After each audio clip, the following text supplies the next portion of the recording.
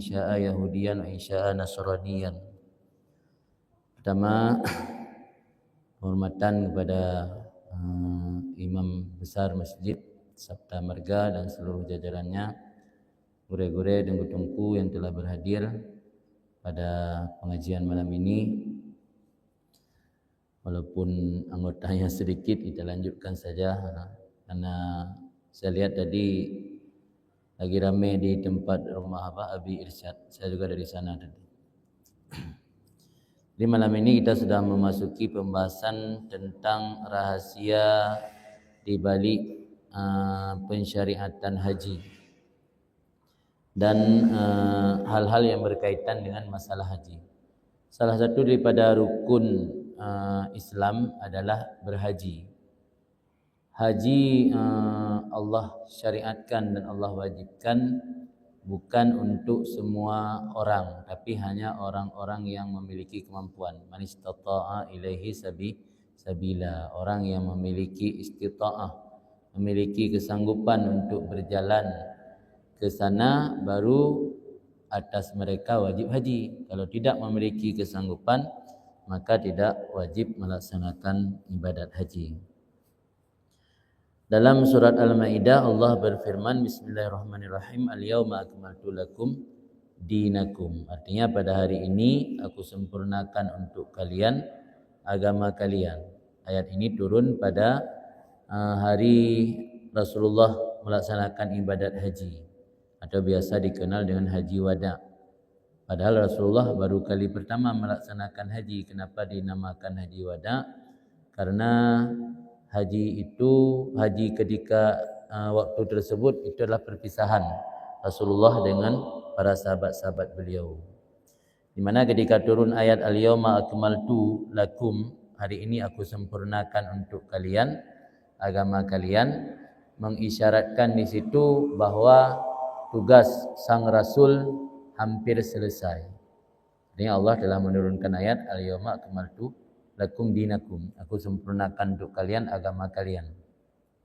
Berarti hal-hal yang berkaitan dengan masalah agama sudah disampaikan dan sudah ditabligh oleh baginda Rasulullah. Maka sebahagian sahabat ketika itu merasa sedih luar biasa karena ayat tersebut mengisyaratkan kepada mereka akan berpisah dengan Rasulullah SAW. Maka disebut haji wada. Padahal Rasulullah itu kali pertama berhaji. Bukan berarti sama seperti istilah tawaf wada. Tawaf wada arti kita sudah melakukan tawaf beberapa kali. Tawaf terakhir menjelang kepulangan.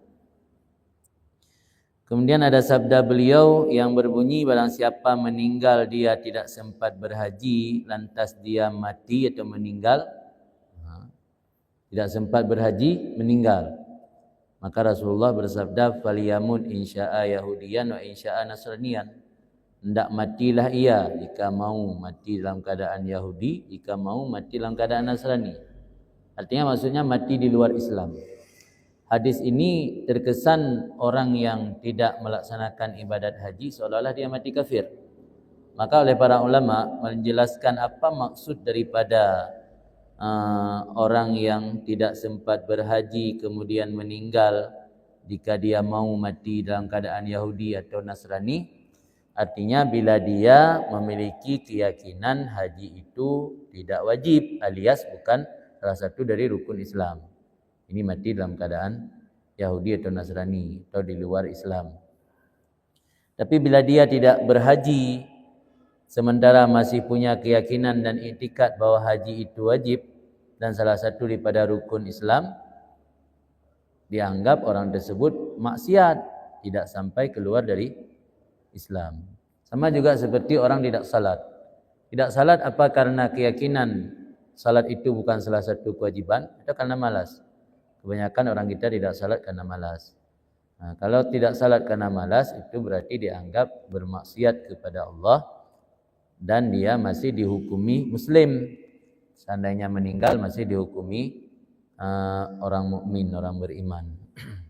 Jadi orang yang mati tanpa berhaji atau sebelum berhaji, mati dalam keadaan Yahudi atau Nasrani, kalau sampai pada tingkatan meyakini bahwa haji tidak wajib atau meyakini bahwa haji bukan rukun Islam.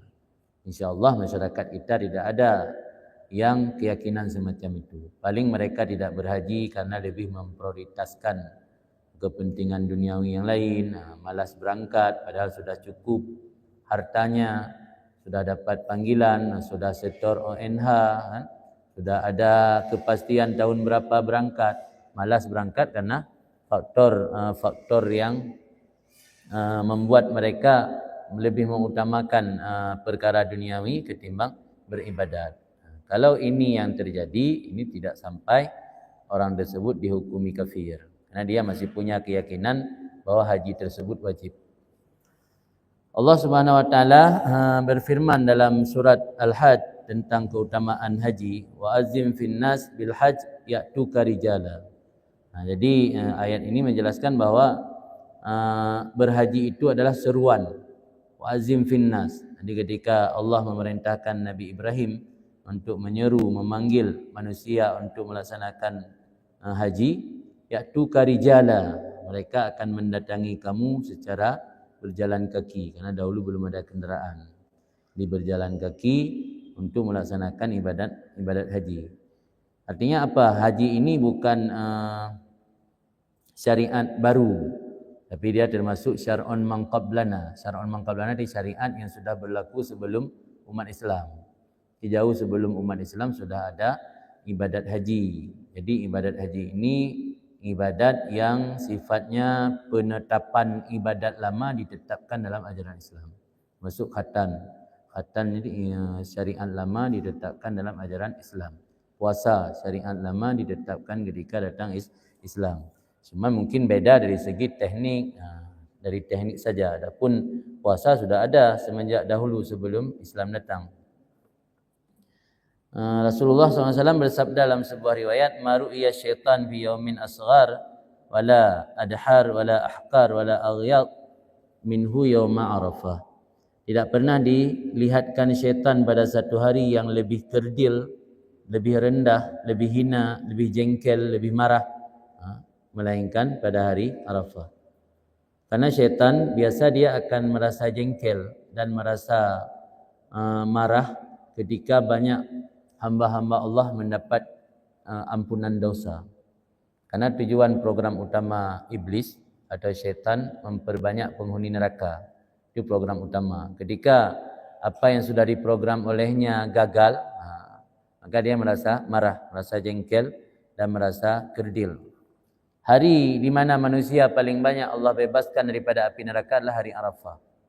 Pada hari Arafah luar biasa hamba-hamba Allah banyak sekali dibebaskan dari api neraka. Maka Rasulullah bersabda bahwa tidak pernah syaitan paling merasa kerdil, paling merasa rendah, hina dan paling jengkel, marah, melainkan pada hari Arafah. Rasulullah SAW bersabda, man kharaja min baiti hajjan aw mu'tamiran famata kana lahu ajrul hajj al-mu'tamir ila yaumil qiyamah. Orang yang keluar dari rumah dengan niat ingin melaksanakan haji atau umrah, kemudian dia keburu meninggal, di tengah perjalanan meninggal. Baru sampai asrama haji Banda Aceh sudah meninggal, atau baru dalam perjalanan dengan pesawat udara meninggal. Belum sampai pun ke tanah haram sudah meninggal. Karena niatnya baik untuk melaksanakan ibadat haji dan umrah, Allah akan menulis pahala orang berhaji dan berumrah sekaligus untuk orang tersebut. Ini salah satu anugerah dari Allah. Allah sangat mudah memberi pahala kepada kita, pahala dari amal yang tidak kita perbuat sama sekali. Kita tidak melakukan haji dan umrah, baru dalam perjalanan, baru niat keluar dari rumah. Tapi Allah memberi pahala yang luar biasa, pahala orang yang sudah berhaji dan pahala orang yang sudah berumrah. Malah ada kisah Ibnu Mubarak ketika beliau tidak jadi berhaji karena ketemu dengan salah seorang wanita yang memiliki 2 orang anak yang ditinggal mati suami. Kebetulan wanita tersebut syarifah, zuriat daripada Rasulullah, keturunan Rasulullah. Ibnu Mubarak ketemu dengan wanita tersebut sedang mengutip bangkai binatang atau bangkai hewan. Dia sedang mengutip bangkai hewan. Ditanya oleh Syekh Ibnu Mubarak, Abdullah bin Mubarak, beliau dari kalangan tabi'in, wahai ibu, ini haram, tidak boleh makan daging hewan yang sudah mati tanpa sembelih. Apa dijawab oleh ibu tadi? Ini haram untuk tuan, tapi halal untukku. Haram untuk tuan, halal untukku. Maksud ibu bagaimana? Haram untuk saya, halal untuk ibu. Saya ditinggal mati suami tanpa meninggalkan harta. Dan suami saya meninggalkan 2 orang anak. Saya tidak punya apa-apa untuk makan. Dia terpaksa mengutip bangkai hewan yang dibuang orang di tempat pembuangan sampah. Beliau bawa uang sekarung niat dari negeri Irak untuk berangkat ke Makkah melaksanakan haji. Akhirnya beliau menyumbangkan uang sekarung tersebut untuk wanita tadi. Dan beliau mengurungkan niat untuk berhaji. Orang kampung beliau yang sudah duluan berangkat berhaji, ketika mereka pulang, mereka mengaku bahwa melihat Ibnu Mubarak di area tawaf. Ada yang mengaku melihat Ibnu Mubarak di Mina. Ada yang mengaku melihat Ibnu Mubarak di Arafah. Padahal beliau tidak berangkat haji. Ini adalah salah seorang ulama orang saleh, ulama yang saleh. Beliau bermimpi, dalam mimpinya ternyata Allah beritahu dalam mimpi orang saleh ini bahwa jamaah haji yang melaksanakan ibadat haji pada tahun tersebut diterima hajinya karena keikhlasan Ibnu Mubarak tadi menyumbangkan hartanya untuk wanita miskin. Jadi kadang-kadang Allah memberi anugerah dari pahala sebuah amalan yang kita tidak pernah mengerjakannya. Tapi karena ketulusan, karena keikhlasan yang ada, Allah berikan. Allah berikan pahala berhaji kepada Ibnu Mubarak, malah diterima haji jamaah haji yang lain karena keikhlasan beliau. Padahal beliau tidak berhaji, cuman memberikan sejumlah uang yang beliau bawa untuk berhaji untuk wanita miskin tadi. Ini adalah mulianya keikhlasan yang ada pada seorang hamba. Ada contoh lain lagi. Contoh lain misalnya dalam sebuah hadis disebutkan barang siapa yang salat subuh berjamaah, kemudian dia duduk berzikir untuk mengingat Allah sampai matahari keluar. Setelah keluar matahari dia salat sunat 2 rakaat. Niscaya Allah akan memberikan pahala haji dan umrah sempurna 3 kali Nabi mengulangnya. Artinya apa? Banyak dalam Islam ini karena saking luasnya anugerah dan karunia Allah, sering Allah memberi pahala ganjaran kepada hambanya, malah ganjaran pahala yang tidak kita perbuat. Contoh kita hadir majlis ilmu. Ada sebuah hadis, orang yang hadir majlis ilmu, dia dapat pahala fisabilillah. Pahala berperang pada jalan Allah. Kita tidak pernah berperang pada jalan Allah dan tidak tahu mau berperang sama siapa, kecuali kita datang ke Palestin. Di sini mau berperang sama siapa biar dapat pahala syahid. Tapi dengan hadir majlis ilmu, Allah memberi pahala sama seperti berperang pada jalan Allah. Ini di antara lain contoh-contoh besarnya anugerah dan karunia Allah kepada hambanya. Berkata sebahagian salaf dari kalangan sahabat atau tabi'in, idza wafaqa yaumul jumu'ah yauma Arafah ghufira li ahli Arafah kullihim. Apabila berbetulan hari Jumat dengan hari Arafah, niscaya diampuni bagi seluruh orang yang hadir di Arafah seluruh mereka. Artinya biasa orang kita sebut dengan sebutan Haji Akbar. Kemarin ada pengumuman dari Menteri Agama, kemungkinan besar tahun ini Haji Akbar karena jatuh hari Arafah pada hari Jumat. Dalam mazhab Hanafi ada penjelasan bahwa apabila jatuh hari Arafah dengan tepat dengan hari Jumat, itu pahala berhaji sama seperti 70 kali lipat berhaji di waktu yang lain. Artinya di waktu yang hari Arafahnya bukan hari Jumat. Alhamdulillah dasar pengumuman kemarin kemungkinan besar tapi belum pasti. Baru bisa kita pastikan kalau sudah masuk bulan Dzulhijjah. Nanti lihat saja ketika masuk bulan Dzulhijjah, hari apa bulan Dzulhijjah tanggal 1 di Saudi. Baru kita bisa menghitung berarti hari Arafah jatuh hari Jumat atau bukan. Kalau seandainya benar hari Arafah jatuh hari Jumat, berarti disebut haji akbar. Haji akbar dapat pahala sama seperti 70 kali haji biasa. Kemudian wa huwa afdalu yaum fid dunya. Hari Arafah adalah hari paling utama di dunia. Kenapa disebut di dunia? Karena kalau di akhirat beda lagi hari paling utama. Hari paling utama di akhirat dalam surga, hari di mana hamba-hamba Allah, penghuni surga diundang untuk melihat Allah secara langsung. Itu hari paling utama. Tapi kalau di dunia hari paling utama adalah hari Arafah. Bagi hamba Allah yang tidak berhaji diperintahkan untuk berpuasa sunat Arafah. Adapun bagi jamaah haji tidak disunatkan puasa hari Arafah karena dapat membuat mereka lemah. Sedangkan hari Arafah hari di mana puncak ibadat haji. Bagi yang tidak berhaji disunatkan untuk berpuasa di hari Arafah. Qala wa fihi hajja Rasulullah SAW hajatal wada. Dan pada hari Arafah tersebut Rasulullah berhaji haji terakhir. Ini haji perpisahan beliau dengan para sahabat. Makana waqifan, dan adalah beliau sedang melaksanakan wukuf ketika turun ayat al-yauma akmaltu lakum dinakum. Sampai sejauh mana hebat dan mulianya hari Arafah itu, ada sebagian ahlul kitab. Ahlul kitab ni kalau bahasa kita ulama tapi dari kalangan umat-umat terdahulu, kalangan Bani Israel atau kalangan Yahudi. Berkata ahlul kitab, "Lau unzilat alaina hadhil ayah la ja'alnaha yauma id." Seandainya diturunkan ayat tadi kepada kami, sungguh kami jadikan ayat tersebut hari raya. Artinya saking luar biasa makna yang dikandung dalam ayat tersebut, menunjukkan kesempurnaan agama.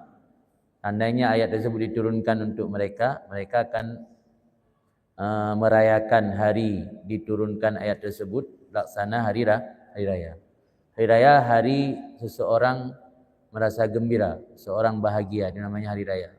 Maka dalam ajaran agama, hari raya itu disunatkan bagi kita untuk izhar surur, menampakkan kebahagiaan, menampakkan rasa senang pada hari raya.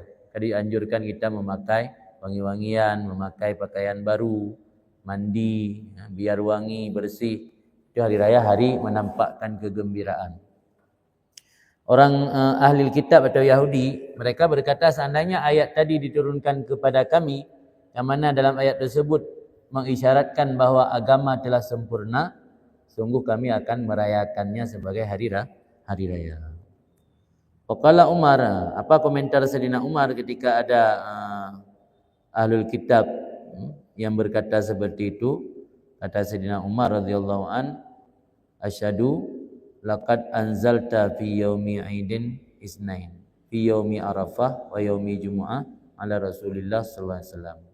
Aku naik saksi atau aku bersaksi, sungguh engkau telah turunkan wahai Allah ayat tersebut pada hari dua hari raya sekaligus. Karena hari Arafah jatuh pas atau berbetulan dengan hari Jumat, berarti dua hari raya sekaligus. Hari Arafah dan hari Jumat. Jadi Bapak Ibu yang dipanggil Allah untuk berhaji tahun ini, berbahagialah dapat 3 kelebihan. Pertama hari Arafah, kedua hari Jumat, ketiga sedang melaksanakan wukuf. Karena dalam ajaran agama kita ada waktu fadilah, zaman fadilah, ada tempat fadilah. Ini beda-beda. Tempat fadilah, misalnya Masjidil Haram, itu tempat yang memiliki keutamaan. Belum tentu waktunya fadilah. Ada waktu fadilah, misalnya malam Jumat atau malam 1 Rajab, malam nisfu Sya'ban, malam hari raya. Belum tentu tempatnya fadilah. Kalau di Arafah, dua-dua dapat waktu fadilah, tempat fadilah. Di tempatnya memiliki keutamaan, waktu atau zamannya juga memiliki keutamaan. Apalagi kalau kebetulan hari Arafahnya berdepatan dengan hari Jumat. Jadi dapat 2 hari raya sekaligus. Hari raya karena hari Jumat, hari raya karena hari Arafah. Kemudian tempatnya juga memiliki keutamaan yang luar biasa. Maka alangkah sangat kita sayangkan dan keliru ketika ada sebahagian jamaah haji tidak memanfaatkan betul-betul kesempatan tersebut. Banyak di antara jamaah kita paling baca doa sampai setelah salat zuhur, mulai masuk waktu wukuf, paling sampai pukul 2 atau pukul 3. Habis itu sudah banyak yang lalai, sudah banyak yang asyik ngobrol, istirahat, atau malah kadang-kadang karena keasyikan ngobrol, sering obrolannya mendatangkan dosa. Misalnya mengupat orang, menggunjing orang, memfitnah orang, membuka aib orang, membuka aib sesama jamaah haji. Jadi antara waktu asar sampai jelang maghrib sebelum pemberangkatan jamaah haji ke Muzdalifah, banyak di antara jamaah haji kita yang tidak memanfaatkan waktu tersebut untuk memperbanyak doa dan beribadah. Ini realita, banyak sekali kita lihat di sana. Paling berdoa 1 jam selesai, habis itu lebih banyak waktu untuk ngobrol, lebih banyak waktu untuk bercanda, lebih banyak waktu untuk buat hal-hal yang untuk ketawa-ketawa, ngobrol-obrolan lucu-lucu lah. Pokoknya bukan untuk berdoa dan memanfaatkan kesempatan untuk beribadat kepada Allah. Ini harus sama-sama kita ingatkan ketika ada saudara kita yang mendapat panggilan berhaji. Benar-benar memanfaatkan hari Arafah tersebut untuk memperbanyak ibadat, berzikir dan berdoa agar Allah memberi keampunan untuknya. Kemudian Rasulullah ketika hari Arafah tersebut berbetulan dengan hari Jumat, beliau melaksanakan wukuf di Arafah. Dan Rasulullah bersabda, Allahumma ghfir lil had wa liman istaghfara lahul had. Ya Allah, ampunilah dosa orang yang berhaji dan siapapun yang dimohon keampunan olehnya. Maka pesan yang paling utama ketika ada saudara kita yang berhaji, tolong minta ampun dosa-dosa saya. Karena Nabi berjanji, ya Allah, ampuni dosa orang yang berhaji dan siapapun yang dia mohon ampunan.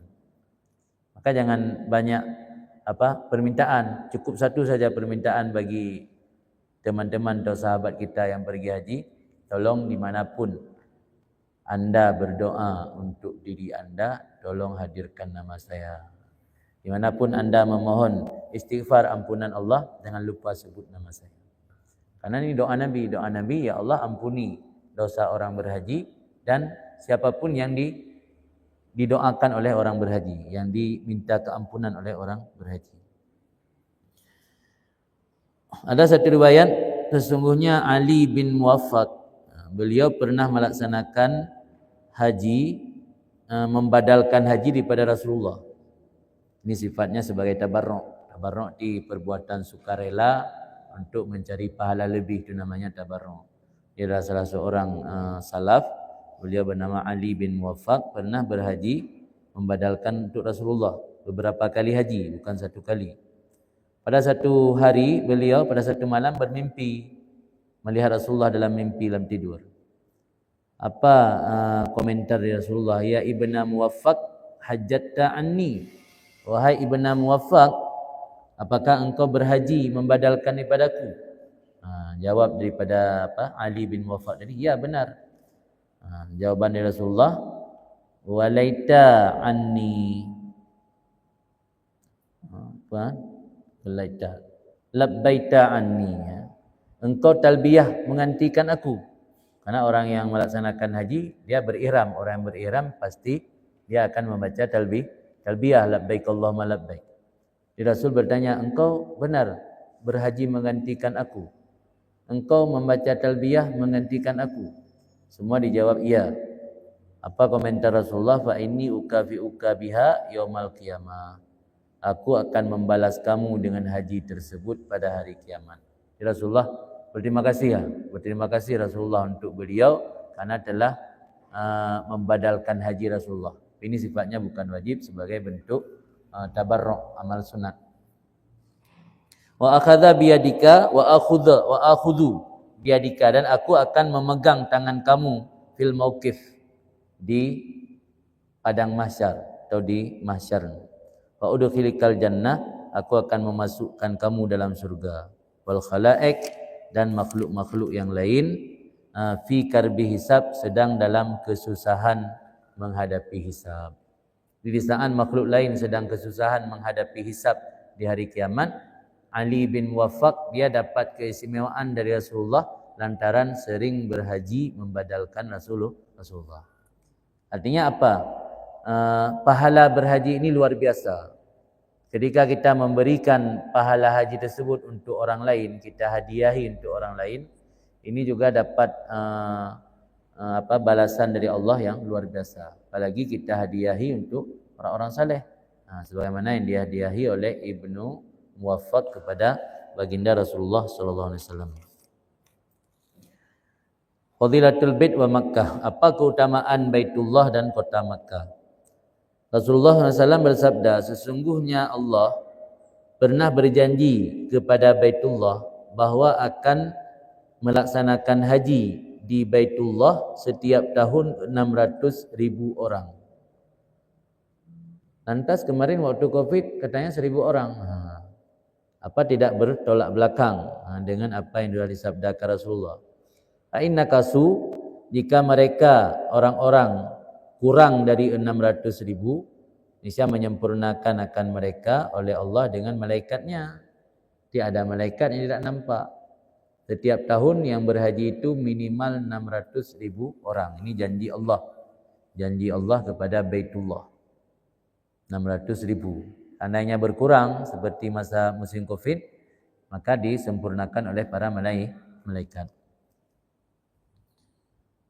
Wa innal Ka'bah, sesungguhnya Ka'bah tuhsyaru yaumal qiyamah, akan dihasyar, dibangkitkan pada hari kiamat laksana pengantin menuju kepada tempat berkumpulnya orang-orang, berkumpulnya umat manusia. Jadi Ka'bah nanti diarak-arak juga, diarak-arak, lagi tengok arak-arak pengantin, diarak-arak menuju kepada mauqif laksana pengantin. Wa kullu man hajjaha muta'alliq bi astariha, orang yang pernah haji di Ka'bah akan berpegang atau bergantung di tirai-tirainya Ka'bah. Yas'auna haulaha, mereka akan berjalan di sekeliling Ka'bah pada hari kiamat sehingga masuk Ka'bah dalam syurga, maka mereka juga ikut masuk bersama dalam syurga. Ini di antara balasan orang yang berhaji dan juga keutamaan Baitullah. Kemudian dalam sebuah riwayat yang lain disebutkan innal hajar yaqutatun min yawaqitil jannah. Hajarul Aswad itu batu permata daripada permata dalam surga. Wa innahu yub'as, sesungguhnya batu permata tersebut akan Allah bangkitkan di hari kiamat memiliki 2 mata dan memiliki lidah yang bisa bertutur kata. Dia akan naik saksi bagi orang yang pernah menyentuhnya bihaqqin wasidqin. Orang yang menyentuh bihaqqin wasidqin, dengan benar dan tulus. Jangan sentuh karena ingin pamer, jangan sentuh karena ingin foto, ingin buat video, ingin berbangga dengan teman-teman yang tidak mendapatkan kesempatan untuk menyentuh Hajarul Aswad. Jadi kapan Hajarul Aswad itu menjadi saksi bagi kita di hari kiamat? Ketika kita menyentuhnya dengan didasari oleh kebenaran, keyakinan dan ketulusan, bukan ada maksud yang lain. Makna istilam lumsu bil yad, menyentuh dengan tangan istilam. Adapun orang mengangkat tangan membaca bismillah Allahu akbar, itu namanya menggantikan istilam. Karena kalau kondisi sekarang berdesakan, tidak mungkin kita mendekati Hajarul Aswad. Maka orang yang jauh dari posisi Hajarul Aswad, dia berisyarah mengangkat tangan sebagai pengganti istislam. Kalau istislam maknanya sentuh dengan tangan. Karena kita jauh, tidak mungkin sentuh dengan tangan, maka kita isyarah Bismillahirrahmanirrahim.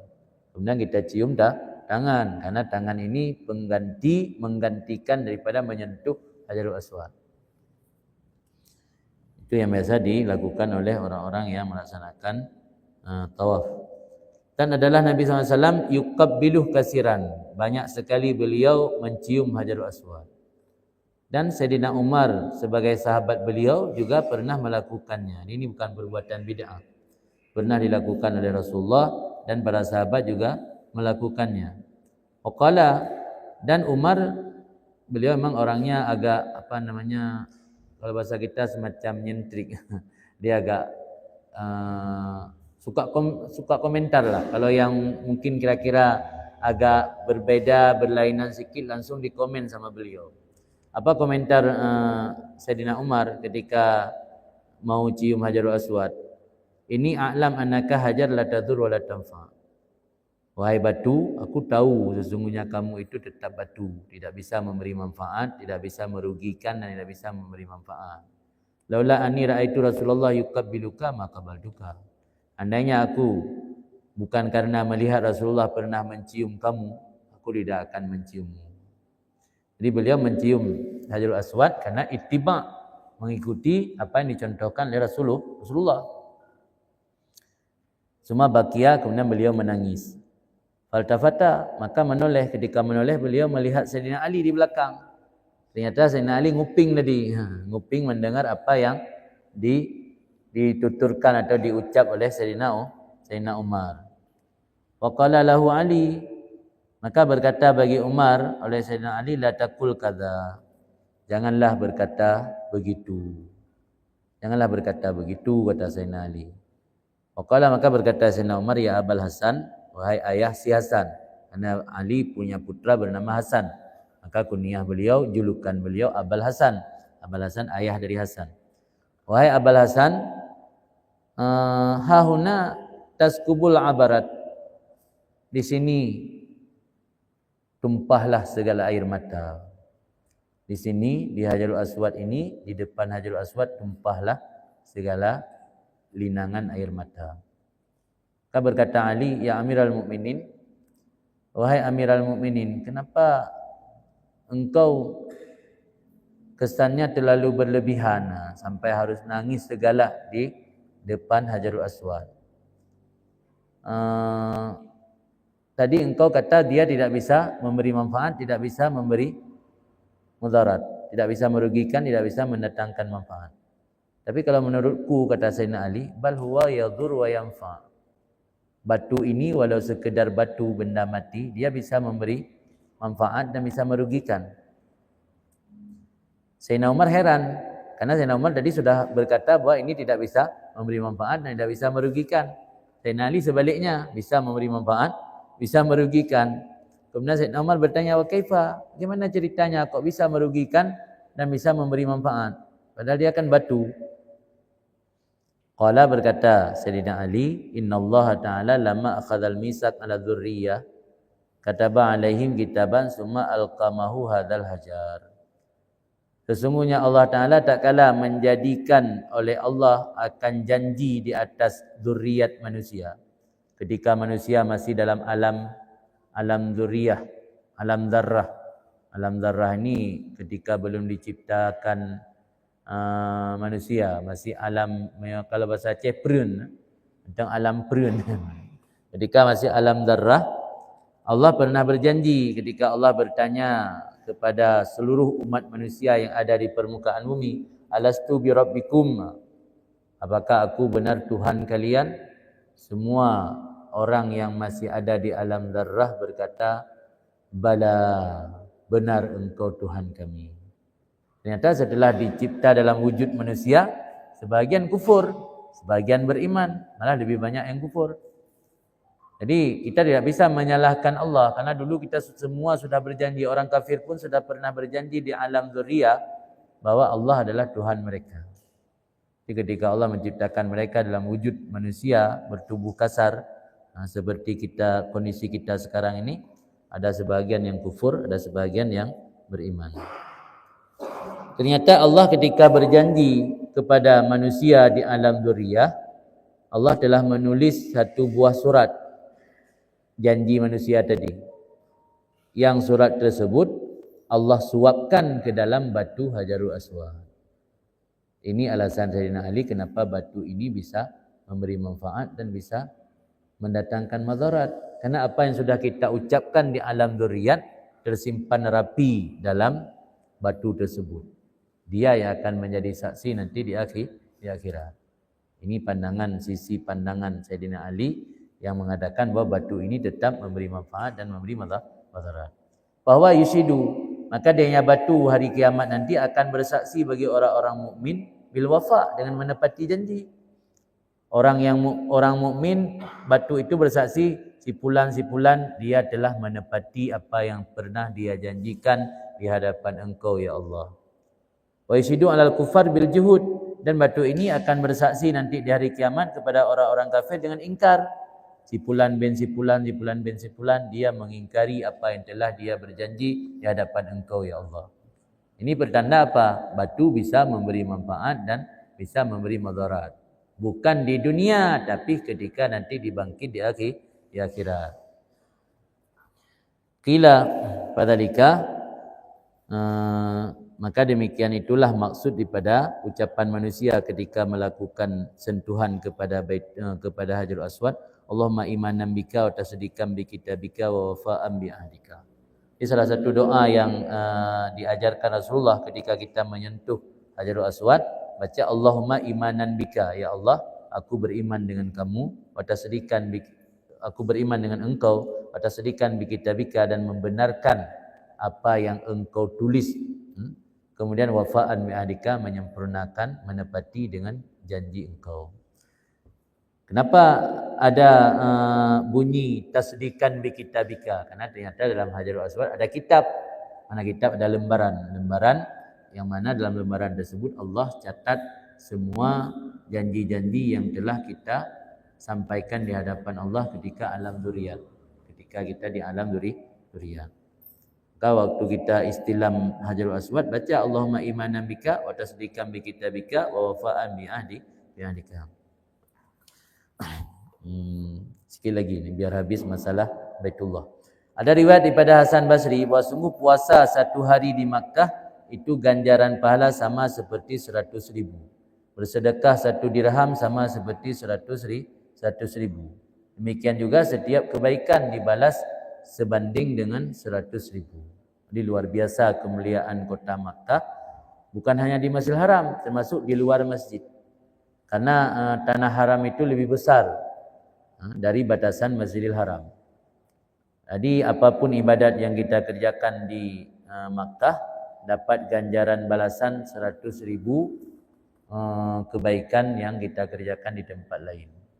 Maka sangat kita sayang ketika ada jamaah haji kita sampai di sana tidak memanfaatkan kesempatan. Banyak tidur-tiduran di hotel, alasan karena malas. Ini banyak kita lihat realitas. Ini bukan berarti orang yang sudah berangkat haji otomatis sampai sana dia rajin beribadat, tekun beribadat, belum pasti. Banyak juga sampai sana asyik tidur di kamar, paling suka belanja, jajan, tergantung. Kalau di sini kebiasaannya belanja, sana belanja. Kalau ke mall sanggup, ke masjid enggak sanggup. Datang ke mall walaupun harus naik taksi sanggup. Mau ke masjid alasan kurang sehat, alasan tidak enak badan. Lebih senang tidur di hotel, apalagi dapat hotel mewah. Sering yang dapat hotel mewah walaupun dekat masjid, kadang-kadang malas ke masjid. Padahal ibadat di sana Allah beri ganjaran 100,000. Qala sallallahu alaihi wasallam, bersabda Nabi, ana awwalu man tanshaqqu anhul ardu summa ati alal baqi' wa yusharuna ma'i summa ati ala Makkah fa ahsyuruhum bainal haramain. Nanti di hari kiamat aku manusia yang pertama keluar dari bumi. Karena yang pertama kali dibangkit adalah Nabi kita, Nabi Muhammad sallallahu alaihi wasallam. Kemudian setelah beliau bangkit, beliau mendatangi orang-orang yang dimakamkan di Baqi'. Karena Baqi' tidak jauh dari lokasi makam Rasulullah. Maka mereka dikumpulkan bersamaku, kemudian aku datangi penduduk Makkah. Maka aku kumpulkan penduduk Makkah di antara dua tanah haram, itu antara Makkah dan Madinah. Ini menunjukkan kemuliaan kota Makkah. Mereka termasuk hamba-hamba Allah yang pertama dibangkit nanti di hari kiamat.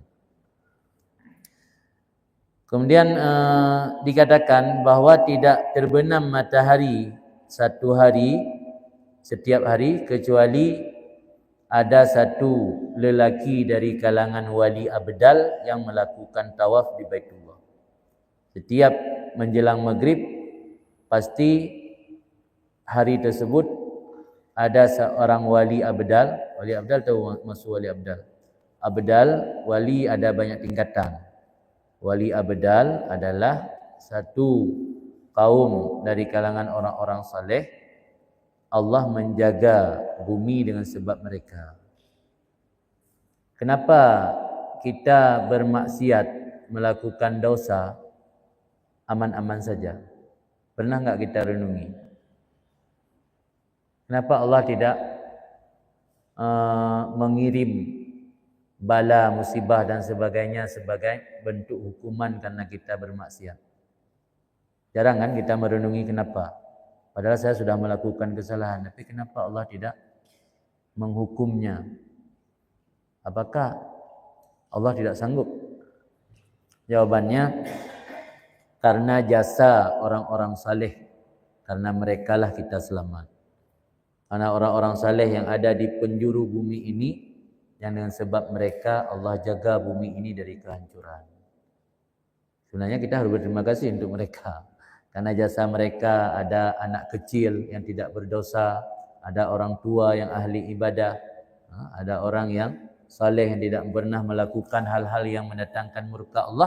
Karena sebab mereka kita masih selamat sampai hari ini. Di wali abdal ini ada 40 orang di negeri Syam, 30 orang berpencar di seluruh negeri. Mereka tidak mati satu orang kecuali Allah gantikan dengan yang lainnya. Maka disebut abdal.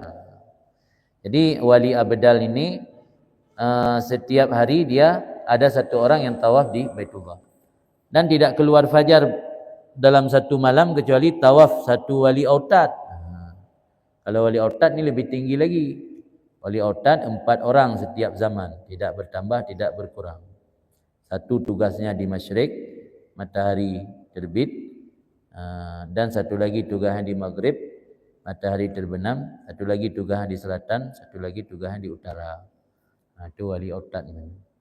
Itu kita tidak tahu persis bagaimana itu, karena ini dunia perwalian. Kita tidak pernah masuk ke sana.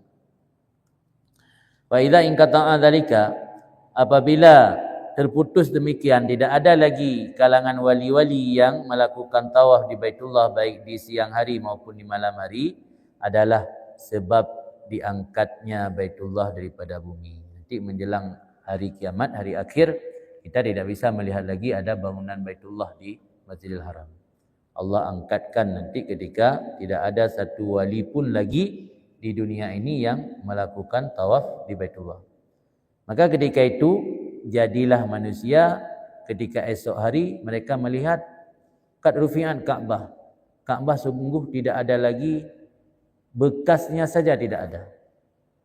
Jadi pondomen saja tidak ada tersisa. Mungkin di tengah Masjidil Haram nampak kosong, hanya tinggal keramik putih atau marmer putih. Itu diceritakan. Wa hadza idza ini kapan terjadi? Ini terjadi diangkatkan Ka'bah dan tidak ada lagi tersisa sedikit pun sisa atau pondamen Ka'bah ketika 7 tahun berturut-turut tidak ada seorang pun yang melaksanakan ibadat haji. 7 tahun berturut-turut satu orang pun tidak ada lagi yang melaksanakan haji. Mungkin saja waktu itu manusia sudah kufur semua. Mungkin saja waktu itu penguasanya zalim, tidak mengizinkan orang mukmin untuk orang Islam untuk masuk ke sana melaksanakan haji. Itu terserah, kita enggak tahu karena itu cerita akhir zaman. Yang pasti hari kiamat itu pasti ada, cuma kita tidak tahu kapan hari pastinya. Keimanan kita pasti ada, hari bangkit itu pasti ada, hari akhir pasti ada. Jadi ceritanya bila 7 tahun berturut-turut tidak ada lagi yang naik haji, maka Allah akan mengangkat Baitullah, tidak lagi tersisa di dunia. Kemudian setelah diangkat Ka'bah atau Baitullah, Allah angkat Quran. Ketika orang buka lembaran Quran, dia hanya mendapati lembaran kosong.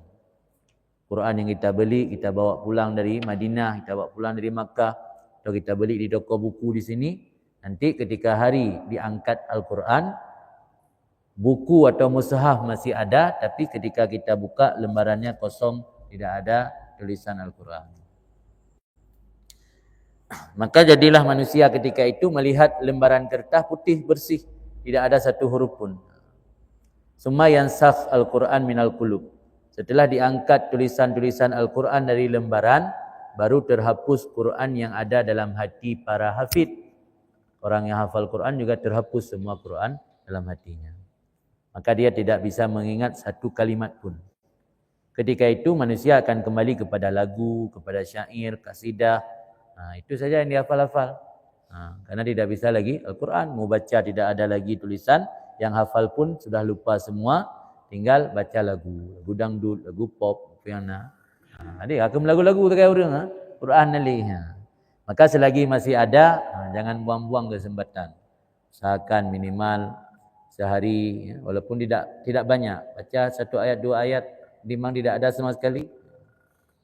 Summa yakhrujud dajjal, kemudian baru keluar dajjal. Wa yanzil Isa, dan turunlah Nabi Isa membunuh dajjal.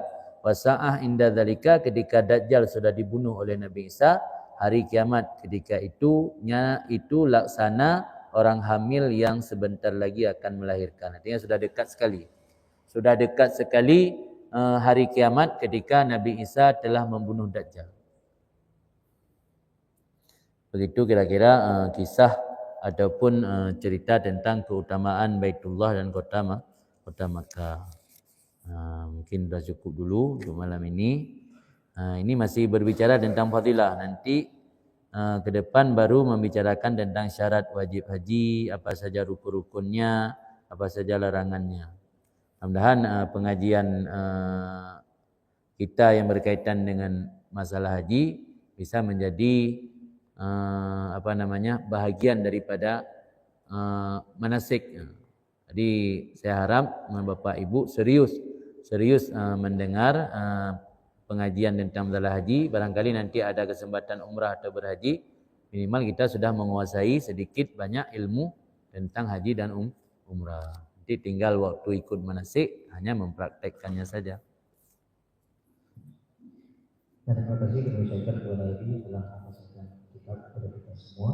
Sekarang kita masuki yang sesi tanya jawab. Yang pertama, Assalamualaikum Nabi. Di kampung saya ada peraturan, yaitu pengambilan zakat padi bagi yang sudah panen, yang diperintahkan oleh imam kampung. Zakat padi yang biasanya terkumpul lebih kurang sekitar 40 ton. Yang mana Tengku Ilmu sudah buat rapat umum membahas pembagian zakat padi tersebut. Dalam perkara datangnya 10 kali ataupun 120 kilo. Di hari hanya masyarakat sudah mendapatkan haknya.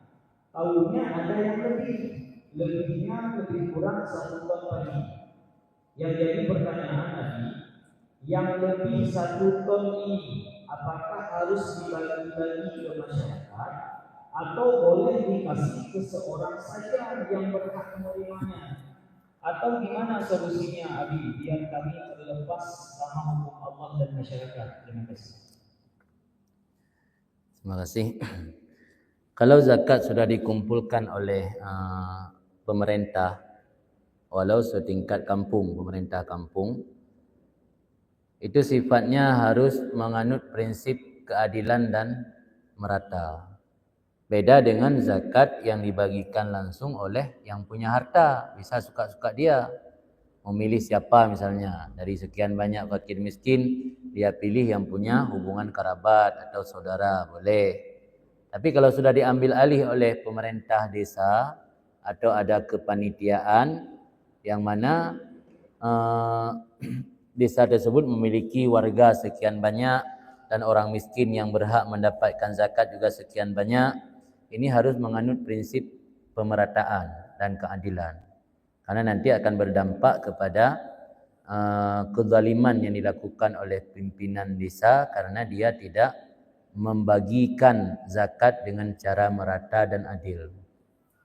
Jadi zakat yang tinggal 1 ton tadi harus dibagi lagi untuk seluruh warga yang ada. Misalnya warga yang berhak mendapatkan zakat 20 orang. Berarti 1 ton dibagi 20 berapa kira-kira? 50 kilo. Berarti bagi 50 kilo lagi per orang. Itu sifatnya, caranya begitu. Enggak boleh pilih 1 orang. Karena zakatnya sudah diambil alih oleh pimpinan. Berbeda dengan zakat yang dikelola langsung oleh yang punya harta. Itu boleh suka-suka dia. Tapi kalau sudah diambil alih oleh yang namanya pimpinan desa atau kepanitiaan dalam membayar zakat, ini harus menganut prinsip keadilan. Kalau tidak, dia disebut orang zalim. Berarti menzalimi warga karena memilih-milih. Orang tertentu diberi lebih, yang lainnya diberi kurang misalnya. Ini berdampak kepada menzalimi hak orang. Dan hukum membagi zakat harus disegerakan. Karena menunda-nunda pembayaran zakat berarti menunda-nunda hak mustahik. Kita berdosa kalau alasan penundaan tidak dibenarkan oleh agama. Kecuali ada alasan, misalnya karena sedang banjir atau karena ada alasan-alasan tertentu yang membuat pembagian zakat harus ditunda. Selama tidak ada alasan yang dibenarkan, hukum menunda haram. Sama seperti menunda pembagian waris. Menunda pembagian harta pusaka atau warisan juga haram. Sebab secara hakikat hak mereka bukan ketika dibagi, tapi hak mereka sudah ada ketika kewajiban zakat sudah tetap. Kapan ketetapan kewajiban zakat? Ketika padi menguning. Ketika padi sudah menguning, berarti kewajiban zakat sudah tetap. Artinya sudah ada hak mustahik di situ. Cuman belum ditentukan yang mana. Di dalam sepetak sawah ada hak mustahik di situ. Ada hak orang fakir di situ. Siapa yang tetapkan? Allah. Kode tanda buat kita pemilik padi dengan menguningnya padi. Maka orang yang berhutang setelah padi menguning, dia tidak berhak mendapat hak gharim. Misalnya kita mau minta hak gharim dari zakat padi. Sementara kita berhutang baru 3 hari lalu ketika padi tersebut sudah menguning. Maka hutang yang ketetapannya setelah adanya wujub zakat, ketetapan wajib zakat, tidak bisa mengambil hak zakat. Yang boleh diambil hak zakat gharim, hutang yang duluan sebut hutang ketimbang menguning padi. Paham maksudnya? Misalnya panen tanggal 5, padinya menguning 10 hari lalu atau 5 hari lalu. Hutang 3 hari lalu, ini tidak boleh ambil hak gharim. Apalagi ketika tahu ada pembagian zakat baru kita berhutang. Dengan niat ingin bisa dapat hak gharim. Itu lebih-lebih lagi. Assalamualaikum warahmatullahi. Saya ingin bertanya, apakah ada perbedaan ketentuan atau kadar banyaknya harta yang dihibahkan untuk anak oleh orang tua yang sedang sakit dengan orang tua yang keadaannya sehat? Kalau sakit yang menjadi sebab untuk meninggal, dalam bahasa Arab, dalam bahasa kitab fikih disebut sakit makhuf, sakit yang dikhawatirkan menjadi penyebab mati, misalnya muntah, mencret, atau serangan jantung, atau lambung kronis. Maksudnya sakit-sakit yang kira-kira menjadi sebab kebanyakan orang bisa mati gara-gara sakit tersebut, namanya sakit makhuf.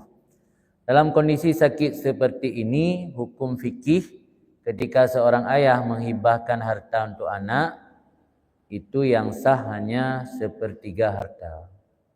Jadi kalau harta 900 juta, sepertiga maksud di situ 300 juta. Lebih dari 300 juta tidak sah. Misalnya seorang ayah menghibah uang 350 juta atau menghibah sebuah benda atau mobil yang senilai harga 350 juta. Itu yang sah 300 juta.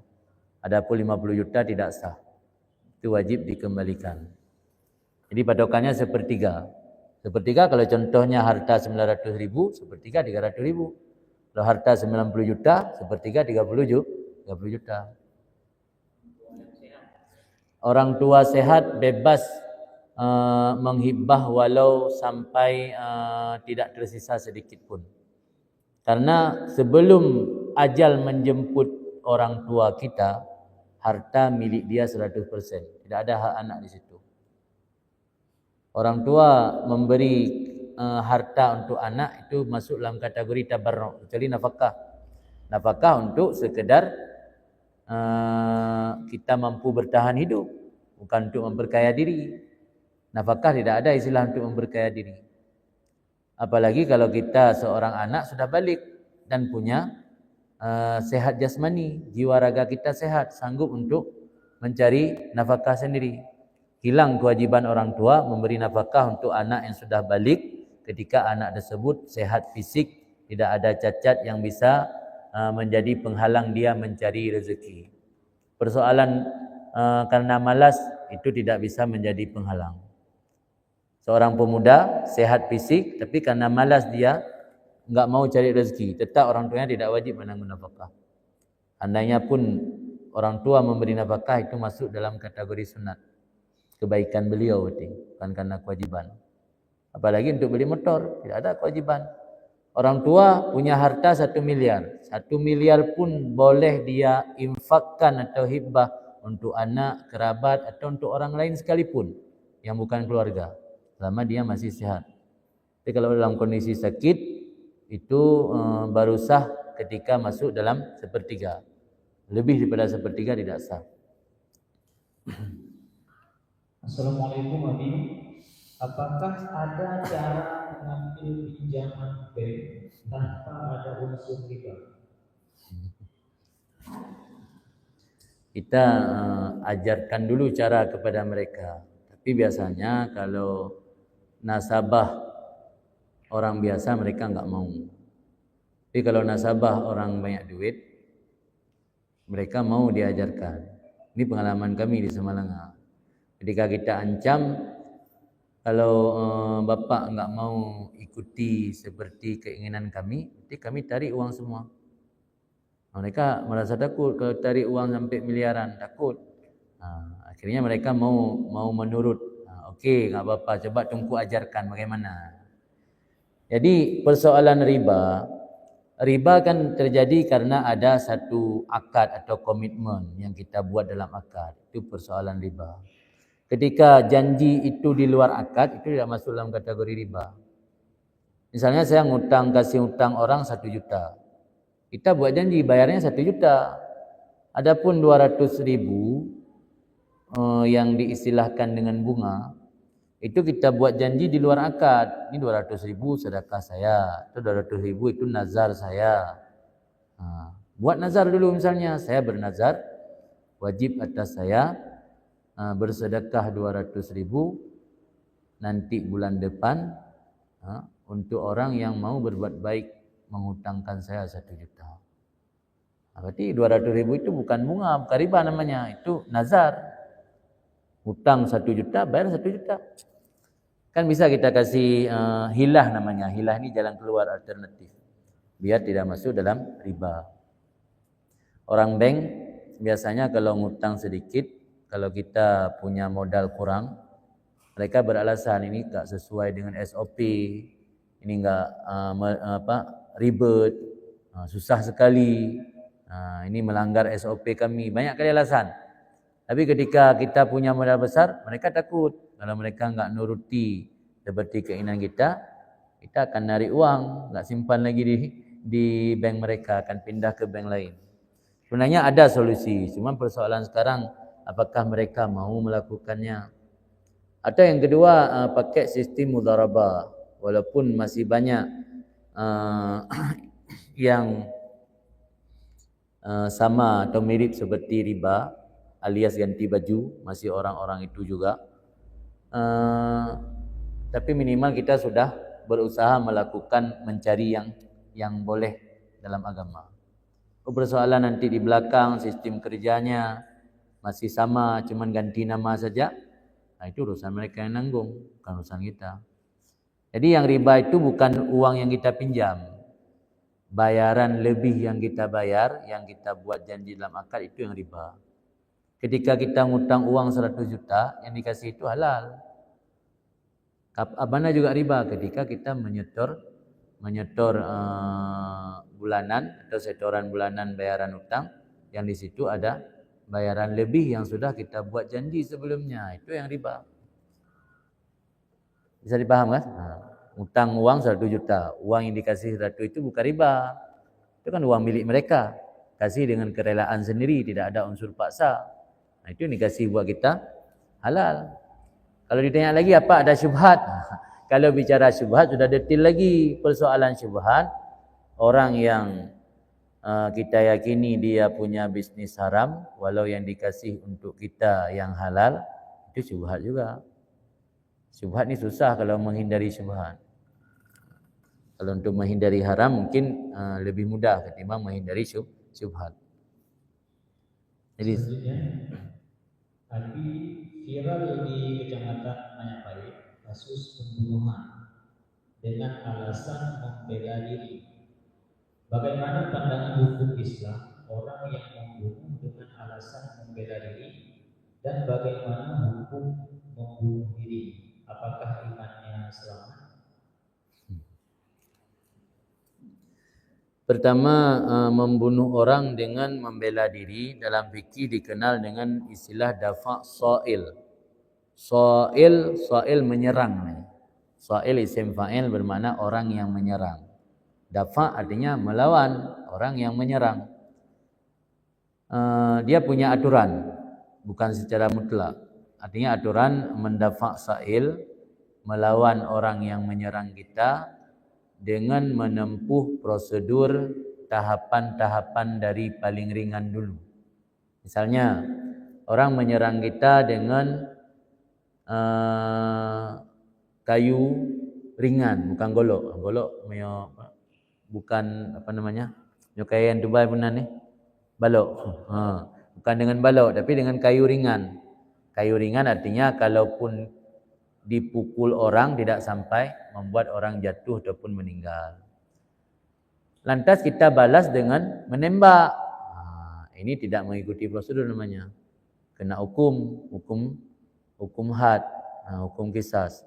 Tapi kalau ikuti prosedur tidak kena hukum. Misalnya dia bawa kayu ringan, kita balas juga dengan kayu atau kita lempar kayu ringan. Minimal untuk menjatuhkan dia, tidak sampai mematikan. Ketika kita diserang dengan parang atau golok misalnya, itu boleh melawan dengan cara yang lebih keras, tapi jangan langsung main tembak. Kalau memungkinkan dengan cara lari dulu.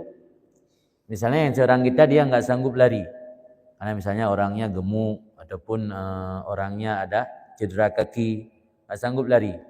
Ini jangan dilawan dengan lempar golok juga, bisa dengan lari. Ketika kita lari dia nggak sanggup kejar, itu cara mendafa' sa'il. Dia punya aturan.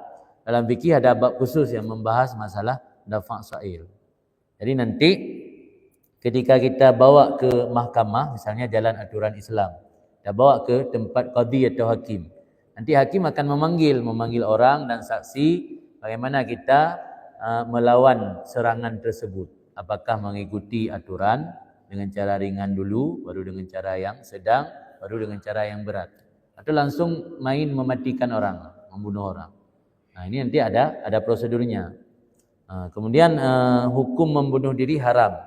Ada kecaman dalam hadis, orang yang membunuh diri keluar imannya, tapi maksudnya untuk sebagai bentuk kalau dalam istilah bahasa Arab tarhib. Tarhib itu ancaman keras untuk supaya orang lebih takut. Bukan berarti orang yang bunuh diri pasti mati kafir. Buktinya orang bunuh diri tetap disalatkan jenazahnya dan tetap dimandikan dan tetap dikebumikan di dalam area pemakaman orang Islam.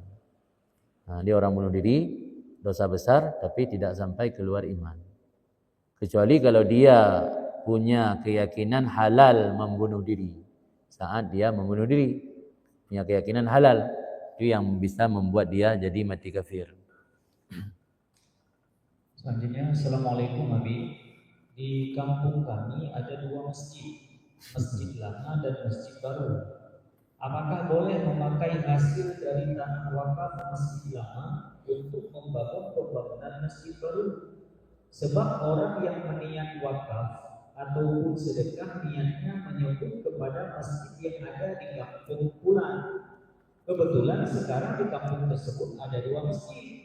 Apakah boleh dipergunakan untuk kedua-dua masjid? Terima kasih. Dalam fikih tidak boleh mengalihkan harta wakaf yang diperuntukkan untuk tempat tertentu walaupun sama fungsi dan jenisnya, artinya masjid dengan masjid, kecuali baru boleh ketika masjid yang pertama sama sekali tidak berfungsi lagi. Misalnya terjadi gempa bumi besar, masjid tersebut roboh dan tidak ada lagi yang melanjutkan pembangunan dan renovasi, masyarakat juga tidak lagi datang ke sana. Akhirnya masjid tersebut sudah kharab berarti sudah punah. Boleh harta wakafnya dialihkan kepada yang semisil, mana semisil yang sama, artinya masjid dengan masjid, dayah dengan dayah. Tapi selama masjid tersebut masih dimanfaatkan, walau tidak lagi dilaksanakan salat Jumaat, pemanfaatannya misalnya untuk salat biasa, salat 5 waktu, atau pemanfaatannya untuk TPA, untuk tempat anak-anak ngaji, tetap tidak boleh mengalihkan harta wakaf. Bapak Ibu, kami persilakan kepada para jemaah untuk yang ingin bertanya langsung kepada Abi, dipersilakan.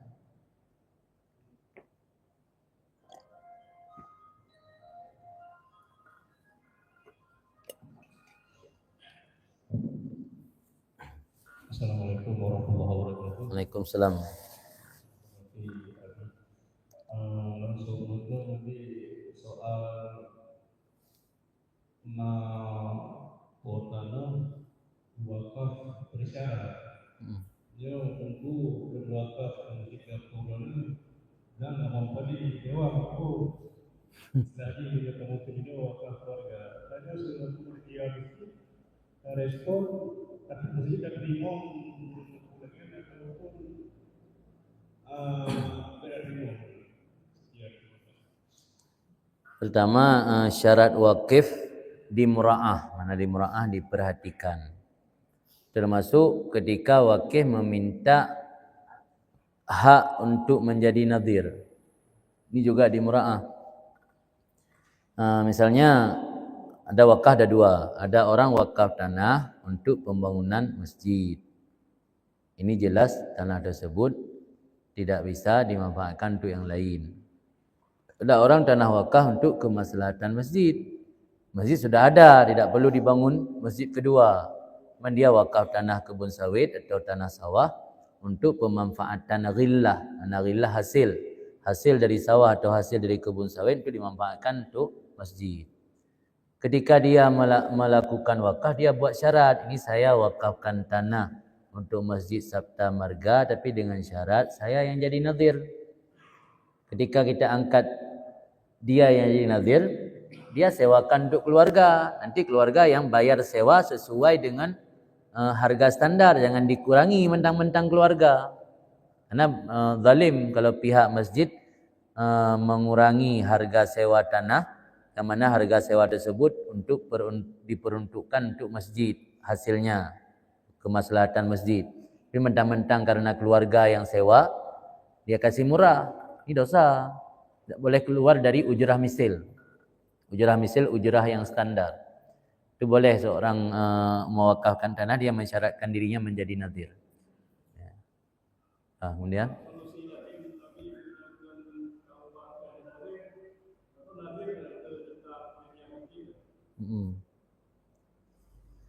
nadhir sudah ada panitia masjid, berarti negosiasi dulu sebelum beliau ikrar wakaf. Sebelum beliau ikrar wakaf, buat negosiasi dulu. Ini biar nanti manajemen tidak rumit, karena masjid sudah punya nadhir sendiri. Kalau saudara ingin wakaf untuk masjid, berarti harus serahkan kepada nadhir masjid. Persoalan mau minta tanah tersebut biar keluarga bisa menggarap, tanah tersebut, itu nanti kami setuju aja, nggak apa-apa. Yang penting masjid dapat hasilnya, ghillah. Karena wakaf untuk masjid bukan untuk membangun masjid di situ, tapi untuk pemanfaatan hasilnya untuk masjid. Hasilnya boleh berupa sewa, tidak mesti harus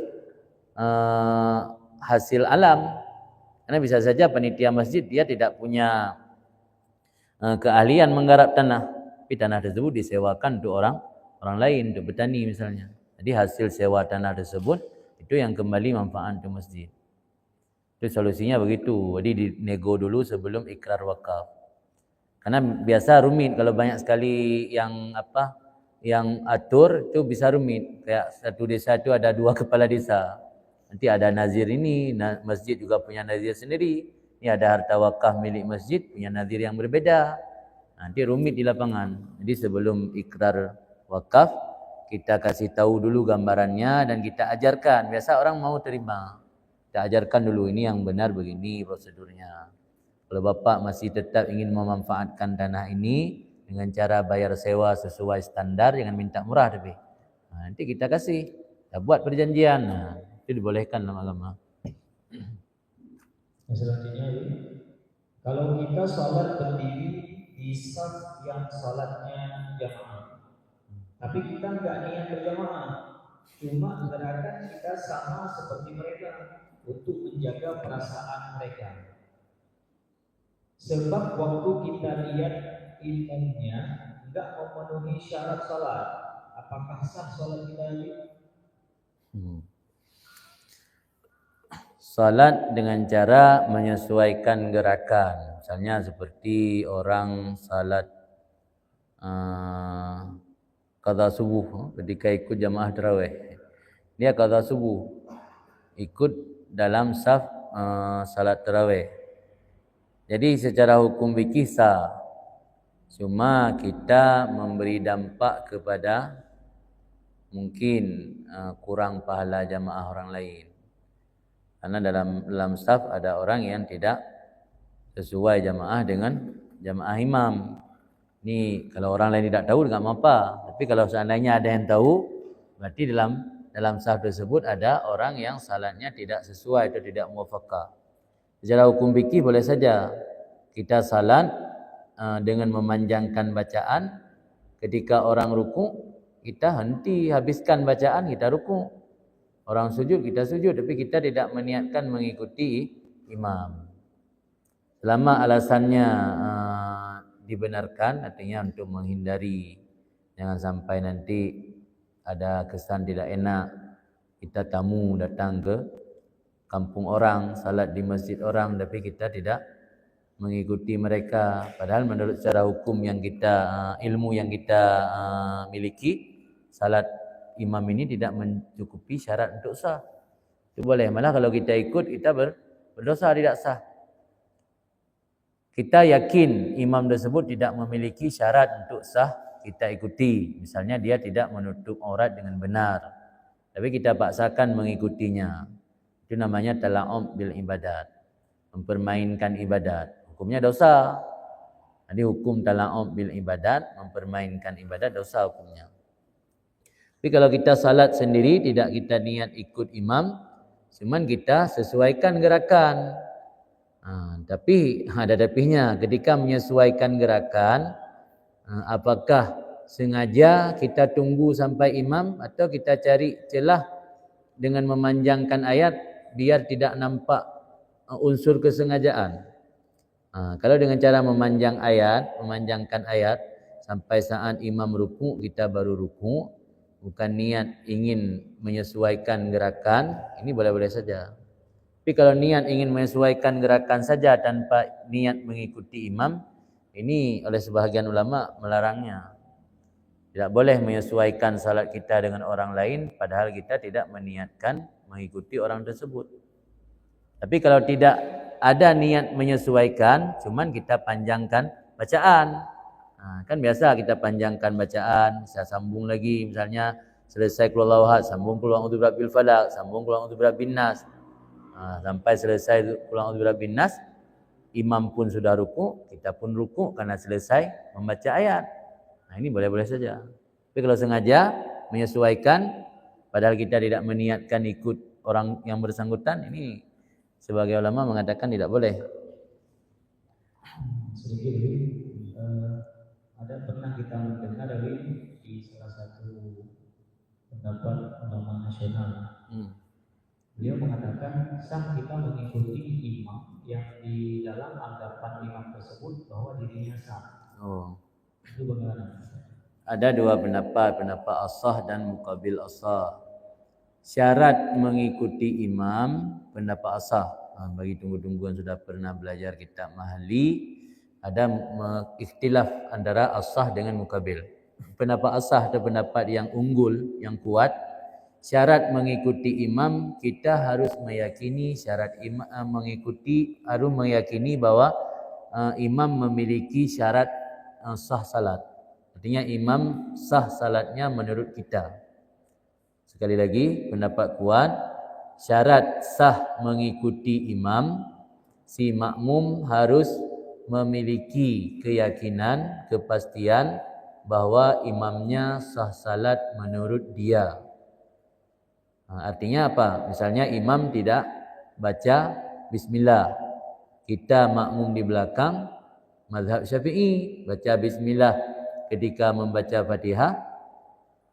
Salah satu kewajiban karena sebahagian daripada ayat Fatihah.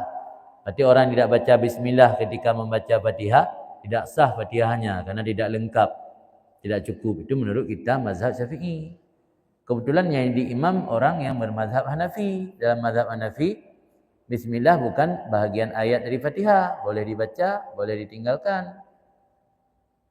Kalau kita berpijak pada pendapat yang kuat, kita tidak sah mengikuti beliau.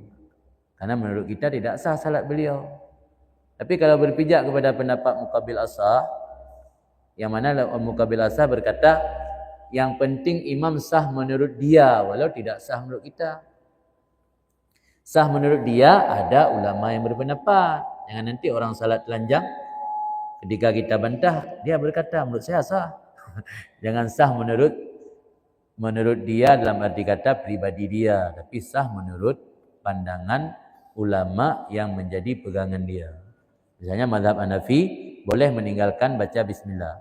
Kita ikut imam bermazhab Hanafi, tidak baca bismillah. Itu boleh kita berpijak atas pendapat kedua yang mengatakan yang penting imam sah salat menurut dia sendiri. Artinya menurut mazhab dia, menurut ulama yang jadi pegangan dia. Baik menurut pribadi dia, nanti orang pungau dah sembahyang. Peragaknya itu sah menurut roh aku. Ikut je tengok baik benar.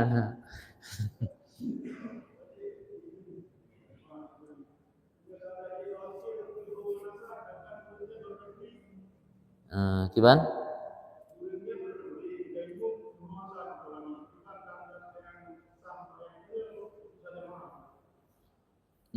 Bisa melihat secara zahir. Secara zahir sangkaan kita beliau orang yang memahami hukum-hukum yang terkait dengan salat. Tapi kalau ada dugaan kuat dari kita, nampaknya ini orang tidak tahu hukum yang berkaitan dengan salam, kan tidak sah mengikutinya. Jadi hukum maksud meyakini di sini boleh dengan cara dzan yang qawi, jadi dugaan yang kuat. Kan bisa kelihatan biasanya, tatkala dungku imumnya meri nampaknya dia punya ilmu lah walau pas-pasan. Tapi kadang-kadang ilewa kuto, alian baje buka-buka ilewa li kena celana jin yang model bekah batuk kena sini. Tak kala ilewa jin bekah tu macam ada ilmu. Jika nampak je tidak ada ilmu. Pokoknya bisa melihat orang dengan cara melihat dari zahirnya. Dari zahirnya biasa nampak kelihatan ini orang punya ilmu. Ini orang nampaknya dia kurang ilmu. Selanjutnya, di saat kita berada di alam kubur, apakah ada yang sanggup memberi syafaat kepada kita, baik anak, kawan, ataupun guru? Adakah yang dapat membantu kita di alam kubur? Sebenarnya ini nak kilometer lepas minat tulisan. Nah pernah Nah, membaca hadis sebenarnya.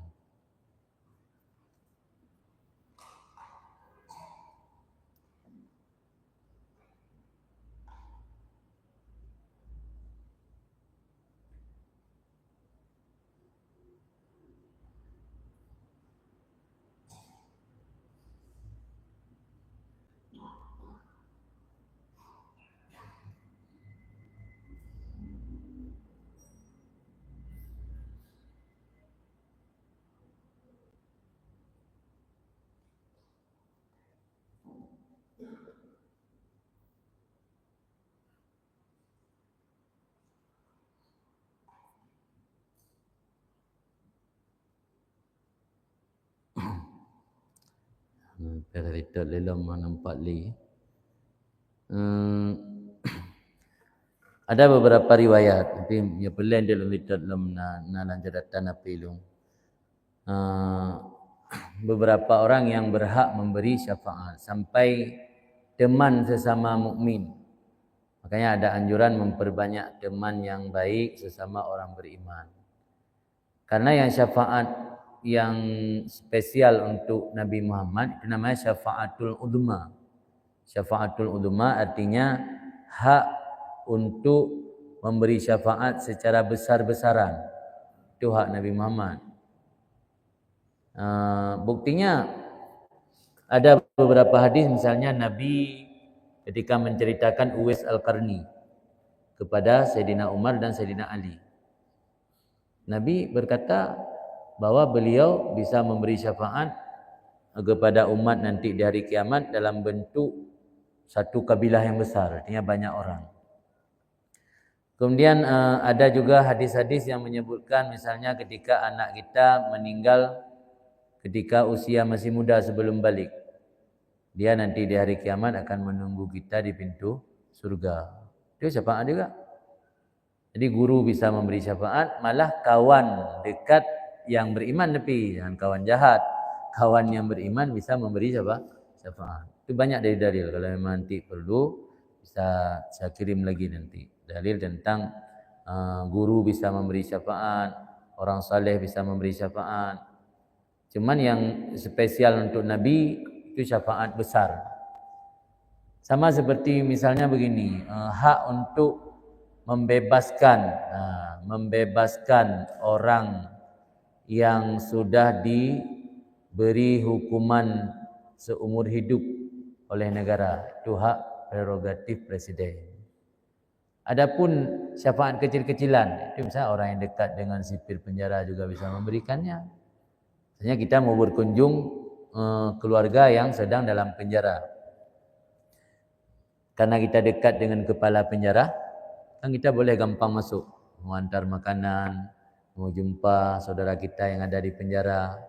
Karena kepala penjara bisa memberi syafaat. Tapi dia tidak bisa membebaskan, karena itu hak pemerintah pusat, kepala negara. Jadi ada syafaat kecil, ada syafaat besar. Kalau syafaat kecil itu bisa diberikan oleh ulama, oleh orang-orang saleh, oleh anak-anak yang saleh. Tapi kalau syafaat besar itu hak Nabi Muhammad.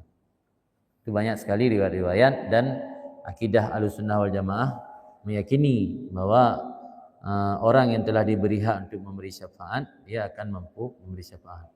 Kenapa Nabi disebut syafi' wa musyaffa'? Itu beda artinya. Kalau syafi' memberi syafaat, menolong.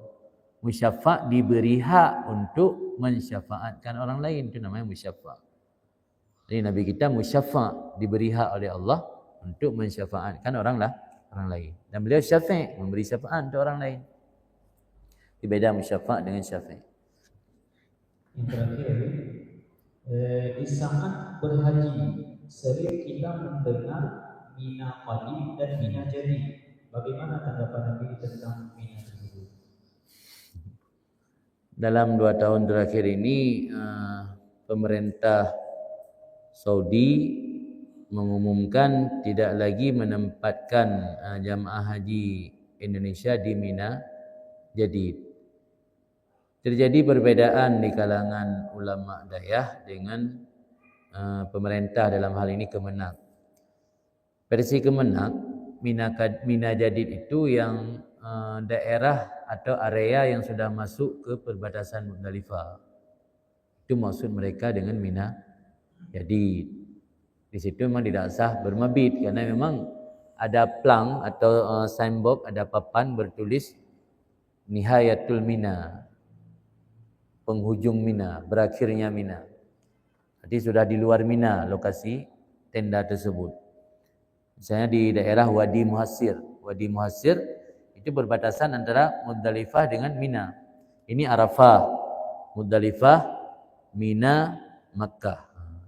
Jadi area penempatan jamaah haji di Mina yang masuk ke area Muzdalifah itu jelas di luar Mina. Meskipun kita sebut Mina. Orang datang ke Langsa bukan lagi Tua Langcut, sudah Langsa. Ada orang kasih nama Tua Langcut baru. Walaupun dikasih nama Tua Langcut baru, kalau sudah sampai di perbatasan Langsa, itu tetap namanya Langsa, bukan lagi Tua Langcut. Teritorialnya sudah beda, itu sudah masuk Kota Madya Langsa, bukan lagi Kabupaten Aceh Tamiang. Ada orang sebut ini Tamiang baru, walaupun disebut Tamiang baru tetap Langsa, bukan Tamiang. Versi ulama Dayah beda lagi. Versi ulama Dayah area yang di belakang terowongan ketika mau lempar jumrah harus memasuki terowongan, itu menurut versi ulama Dayah itu berarti Mina Jadid. Bukti Mina Jadid kita harus masuk lewat terowongan. Berarti kan Mina asli sebelah sana. Yang sebelah sini berarti pembangunan terbaru, pemondokan terbaru. Buktinya harus dibuat terowongan. Ini versi orang kemana? Ini tidak mengakui ini Mina Jadid. Yang Mina Jadid yang berbatasan langsung ke Muzdalifah. Ini masih dalam batasan Mina. Ini yang jadi permasalahan sampai hari ini. Kenapa tidak tuntas? Kalau menurut saya, kenapa tidak tuntas? Karena tidak ada upaya untuk menuntaskannya.